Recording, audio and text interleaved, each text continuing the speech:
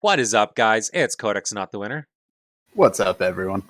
and welcome to Element TD, the patch notes for patch 0.65. It should be the final big patch for version 1 is released later. I believe it's this month, this spring. I'm super excited. You guys have seen us playing a lot of this game lately, so we're going to start diving right into some of the newest improvements on the game because there's a lot of things that they did great in this patch. One of the things they did was added a damage overview. So now we can see your damage specifically by your tower on your grand total for your entire playthrough. You can see it on what your current wave on or your previous wave. And it'll also color code those by what tower is attacking. So now when you'll see the damage pop up on the creeps and they'll be color coordinated to which tower is doing it. So you can optimize your builds for those later game cheese waves. Another thing that they did change is the interest. So, income upgrade no longer gives you a flat gold increase at the end of each wave. Instead, it now spawns 20 to 40% more creeps per wave. If you're in co-op, each upgrade will spawn 10% more creeps instead, meaning, yes, if you have 8 players, everyone gets the double income, means you have 160 more creeps. I don't know if I can even handle an extra 20% creep some days. I don't know about you, Winner. Oh yeah, no, it gets too wild. I'll It be does get really honest. wild. So going over to some of the tower changes, I'm going to pass it over to Not the Winner. Sure, yeah. I mean, Aero Towers and Cannon Towers actually had a very notable change this time. You used to be able to mass spawn them down, delete them, move them as you want, and only lose 1 gold per tower. They sold for 1 gold less than their cost. Now, random's completely unchanged. They still sell for 100% back in that one, but now they're only selling for 80% back in the standard mode. So that is good and bad. It stops people from abusing mass placements when they're trying to econ like crazy rather than just save themselves. But they did something notable here. They actually increased the arrow and cannon tower damage substantially from 45 to 70 for arrow, 55 to 80 for cannon. Now, light tower had some interesting changes. The damage was actually reduced quite substantially here.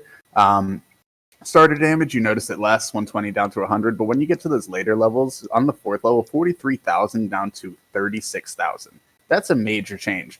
But the consecutive damage increase from hitting the same target over is actually, instead of being 1,080, up to 1,800 at level 4. That's absolutely huge.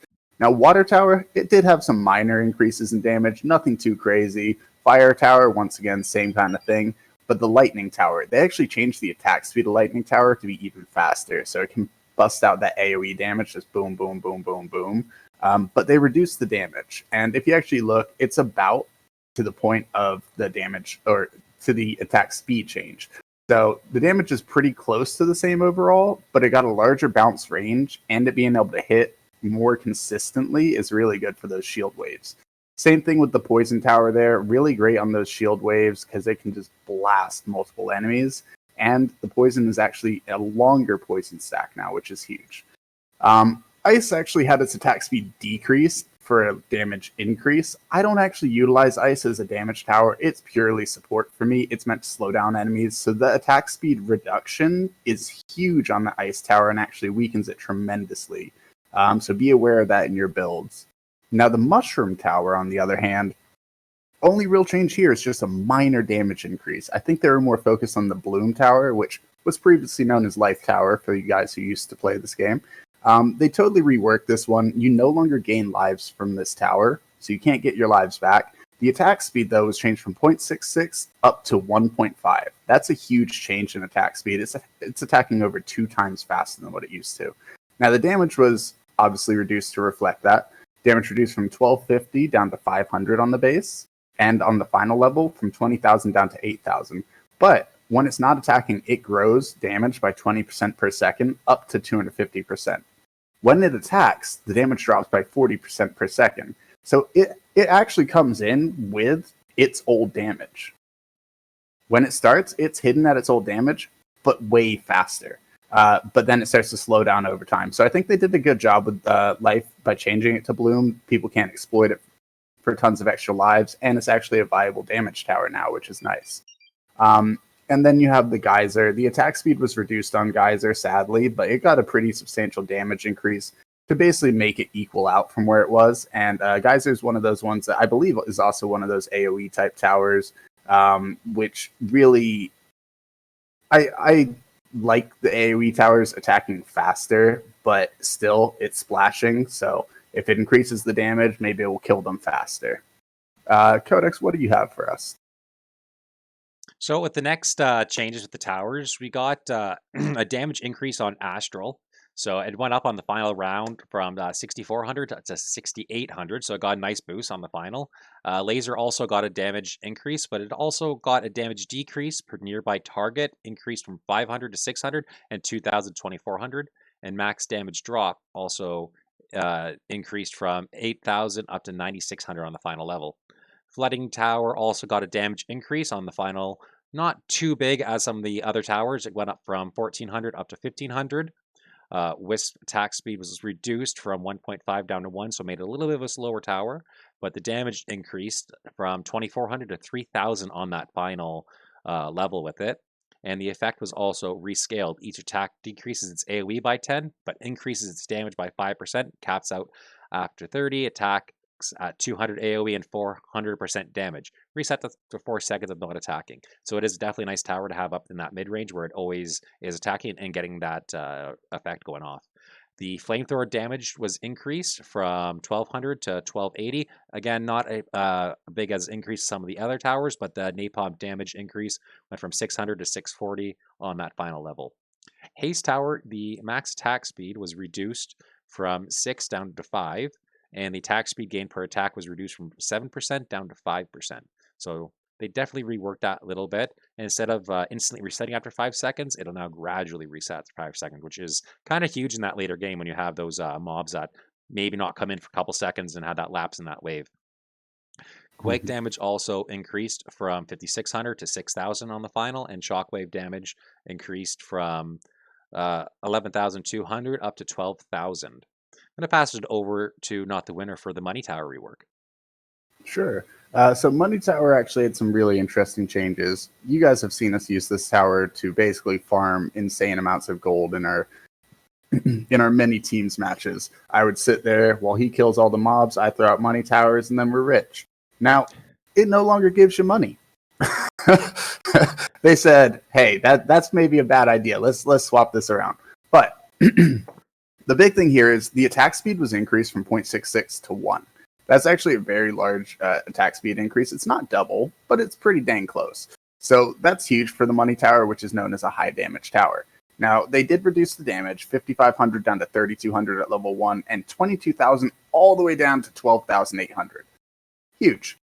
But the new effect is it gains damage equal to the gold that you're holding. So 15% at level 1, 30% at level 2. To put that into perspective, if you have 30,000 gold and a money tower level 2, it's getting 10,000 extra damage. So it's dealing more damage than what the old tower used to deal, and attacking at nearly twice the speed. So if you are running teams, extremely viable tower, because one person can sit there and just keep camping, and then they'll be at over 200,000. Just like in one of our recent videos, like a week, 2 weeks ago that we posted with these new updates. So go ahead and check that one out. I'm sure Codex will get it up on screen. And I did want to point out one more thing before I pass this back to you, Codex. The Pure Towers. One of my favorite things to do was build up Pure Towers, guys. They were about 12,500 gold to complete for a while. And then they nerfed them because they were a bit too OP. If you rushed them quick, you could knock people out the game. And they actually changed it up to 15,000. And in the most recent patch, they said, hey, that was a little bit too expensive. And it's now dropped down to about 14,000. So it's back into a very reasonable range. Not too cheap, not too expensive. And I really appreciate that change that they slid in there. Codex, what else you got for us?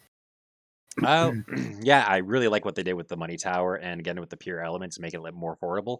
The Nova Tower got a damage increase from 2,640 to 2,800, and its slow effect has also been reworked. So they reworked a lot of the slows to now do a staple 10% at level 1, 16% at the now for level 1, and 30% was the old, and 32 is now the new for level 2. So they have pretty much all those slows down to around the same, which brings us to the Windstorm, which damage per second was increased on the final level from 2022, and also has that same slow rework of the 32 at the level 2 now.